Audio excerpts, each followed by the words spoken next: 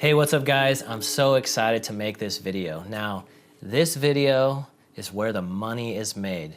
This is what you could call the insider info. And I'm glad to be able to bring it to you guys so that it'll help you guys be able to filter out awesome, profitable private label products. So I have a certain criteria of things that I make sure to look at. Imagine having a big filter, right? The only products we want to get through that filter are the good ones. And now I'm gonna show you what that filter is. Here are the specific criterias that we're gonna look at and make sure this item qualifies to be in our product portfolio and to pursue. Now, the first thing we wanna look at is the age of the product. Now, we can do this by looking at the exact listing that we're looking at and checking to see how long has this been on Amazon. Now, why is that important? Well, a product that's been on Amazon for, let's say, a year, it's collected quite a bit of data during that time. And we're able to see a few things. We're able to see, hey, is this product gonna stand the test of time? Versus imagine looking at a product that's only been on there for 15 days, right? You don't know if this product's gonna last. There just hasn't been enough time to collect the data in order to make that decision. Now, what other reasons why do we want to know the age of the product or the listing? We wanna see how long did it take this seller to get this amount of reviews they have. For example, let's say a seller has 60 reviews and we're looking at it, we're saying, you know what, this looks like a good competitor, it's not too many reviews, I think I can go after it and compete. But now you look and they were able to get 60 reviews in 15 days, right? That is not normal. In fact, the average review rate is under 5% for products sold. That means over 100 sales and under 5 reviews. So knowing that there is a seller who is getting that many reviews that fast, it's gonna be very hard to compete because that means in a few months, they're gonna have hundreds of reviews where our product will just be landing at the Amazon warehouse. But now let's take that same 60 reviews and now we look at the age of the product and it's been on Amazon for a year. Now that 60 reviews sounds like a good idea to go after. So there's quite a few different things we can look at just when it comes to the age of that product and the listing. Now my criteria is I prefer products that have at least been on the Amazon marketplace about 2 months. This gives enough time for some data to be collected that we can put some faith in. Now, I do sometimes go after products that are less than 2 months old, but there has to be a lot of other outside data that would suggest that this is gonna be a product that's here to stay and that's gonna be a good one. Now, the next criteria that we look at is consistent BSR. Now, we've talked about this term before, bestseller ranking. Now, what that is Amazon ranks in popularity products by how fast they sell in the different categories. So we're not talking about subcategories, we're talking about the main category. So home and kitchen, kitchen and dining, baby, cameras and photo. See, these are main categories. And in those main categories, a product that has a bestseller ranking of #1 in that main category, I mean, it is the highest, fastest selling of any product in that category. So when we're talking about a consistent BSR ranking, we wanna make sure that it's not like we're looking at this product, the BSR is very good, it's right into our parameters. However, when we look, we see they just ran a lightning deal yesterday. And so their bestseller ranking is better than it's ever been, right? So is that something that we can say, okay, it's gonna sell this amount this often? No, because that bestseller rank has been inflated by a lightning deal. So we need to go back a ways and to see, hey, is this thing a consistent seller? Does it look like it's seasonal? Does it look like it's steady? Now, as we see later on, I'm gonna show you that sometimes the bestseller rank does get a little skewed, right? When a product goes out of stock, the bestseller rank is gonna start to tank, right? But that doesn't really always reflect that this product's not gonna be good. That just means it went out of stock, and so obviously it's not gonna be getting sales. Now, another thing to keep in mind is that with the bestseller rank, 1,000 bestseller rank in home and kitchen is gonna sell a lot more than 1,000 rank in kitchen and dining. Just because it has a certain sales rank number does not mean it's the even amount of sales throughout all main categories. So keep that in mind, and the Jungle Scout Chrome application will really help you to see the difference in those bestseller rank numbers. So that's the second one, consistent bestseller ranking. Now the third one is market depth. We want to make sure that it's not just one product that's selling well. We want to see a niche that shows deep market depth, multiple sellers who are selling in that niche and who are successful. You can put a lot of faith in if you brought your product to market, you'll be able to get a little piece of that pie, or maybe a large piece of that pie. However, if a niche is dominated by one seller, who knows if it will be able to handle another seller? So market depth is very important to really seeing the demand of a product. The fourth area is competitors' listings. Why is it good to look at competitors' listings? Well, if we're going to bring a product to market, we want to see who we're competing with. We want to say, hey, what do their listings look like? Is there any weak points in their listings? Are they optimized? Do they have enhanced brand content? For example, you only have the ability to put enhanced brand content on your listing if you have a trademark brand. Now, in order to trademark your brand, it takes 8 to 12 months, almost a year.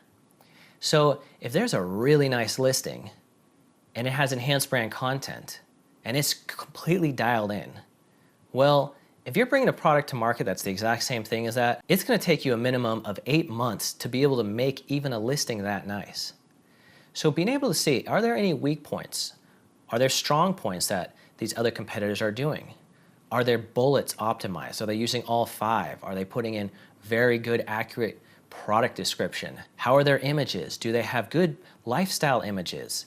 Infographics? How is their title? Is it well optimized? See, we can start to see who are we going to be competing with, and are there areas that we can improve upon them, or are there areas that maybe we would have a long time before we can make a listing even close to as nice as theirs. Now the next area is price consistency. Now why is this important? Well, what's our worst case scenario? Our worst case scenario is looking to see what is the lowest price another seller has sold at that's going to have a similar product as ours. And if we came to market with ours, if they drop their price to that lowest price, would we be able to still sell and make a profit? Price consistency is also very important because sometimes you'll see a product that has a good BSR rating and a great price, but when you look closer at it, maybe they just raised the price recently. And the bestseller ranking, it's kind of like inertia, right? It doesn't just change all of a sudden day to day. It's slow to react. So they could sell at, let's say, a product, we see it, it looks great, it's $50, it's a good price range, the BSR looks great, but then we look and you know what, they raised the price from $20, which is what they typically sell at, to $50. Now, is that product really going to be selling for $50 and stay consistent in that same bestseller ranking and still create the same amount of sales velocity? We don't know. So we'd have to give it more time to give evidence on if at that higher price range, if it's still going to sell. Also, someone may do a lightning deal, like we've talked about, right? And their bestseller ranking may look amazing. However, their price looks good too. But when we look, we notice that the only reason their bestseller ranking is so good is because the lightning deal yesterday, and we're still seeing some of that remaining impact, even though they raised their price back up. So the current price that we see probably isn't going to have the same amount of sales as what Jungle Scout is showing us. So having a good, consistent price, then we can know, okay, this is approximately how much I can expect the competitors to sell for. And then I can start to really look at my margins and say, is there enough room here for me to make money? And under worst case scenario, if they drop it to this low price that they may have in the past, can I still make money? Can I break even at least to get out of the product? Now, another area that we want to look at is Google Trends. Right? Google Trends can really help us to see, is this product a fad? Is it a trend? Is it something that's been consistent? Now, you recall the fidget spinner, right? It showed this giant spike, and then right after it, straight down, like dropped off a cliff, right? We don't want products like that. We want products that maybe have some volatility, but they've shown to be popular in times past and popular again, and to stay consistent like that, or maybe on an upward trend, or just something even. Now, does that mean just because we see maybe a spike on Google Trends that we wouldn't go for the product? No. actually sometimes you can actually be witnessing the emerging of a new market, right? Fidget spinners was a flash in the pan, something quick.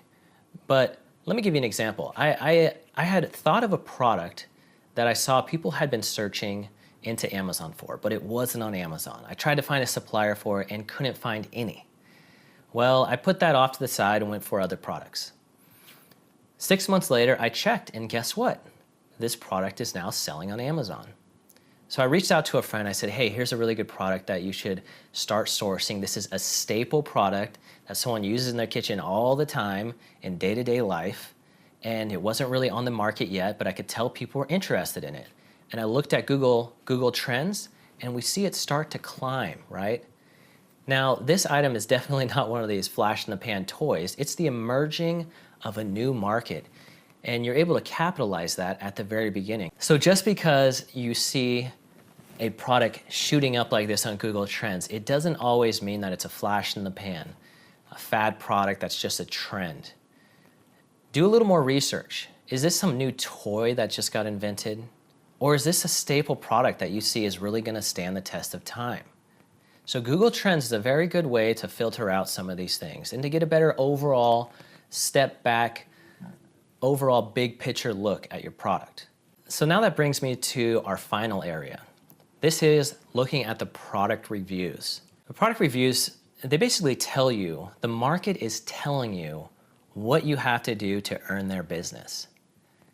Even products with 5 stars typically have a few 1 stars or 2 stars or 3 stars, which will show perhaps a weakness in the product that you can fix. Let me give you an idea of some of the things that we want to look for in a product before we bring it to market. We want to look to see, can we potentially do a quantity change? Maybe this item is sold in a pack of 4. Can we bring it to a pack of 6 and would customers want it? When we look at the reviews, sometimes it tells us that. Sometimes you'll see customers saying, even the 5-star reviews, I love the product, I bought 6 of these, so on and so forth. And you can see, okay, if I offered a case pack of a little bit more of these, then it looks like the market would accept it. Now, another area that the reviews can tell you is if there's a way that you can improve the functionality of a product. The reviews will say, I wish it did this, or I hate that it does that. And they might be very simple things. So you could take a note and say, okay, if I fix this one thing, the market is already accepting this product the way it is, but if I brought and fixed this one item, this one section, the functionality of it, then I know for sure this product would be accepted. Next is a quality change. Let me give you an idea what a quality change could look like. Perhaps it's the material something's made out of, right? There's a lot of very eco-friendly people. There's a lot of very health-conscious people. So maybe changing a material to make the quality a little better, or maybe making it more durable, or something along those lines. Again, the reviews will paint a clear picture on what you have to do to that product. And finally, a bundle. That's another thing that we could do when we look at a product. Is there something that I could bundle this item with? We also want to make sure that the competitors aren't big name brands. What comes along with big name brands are a lot of customers who have strong brand loyalty. And it would be very difficult for us to take those customers away from those name brands to buy our private label brand, which doesn't really have any notoriety yet. It's much easier to go after products that are competing against other private label sellers. In the next video, I'm going to show you how I go through some of these products that I found, put them through these criterias, and come out with awesome private label product ideas that I'm ready to go ahead and start contacting suppliers with and sourcing and asking for a sample.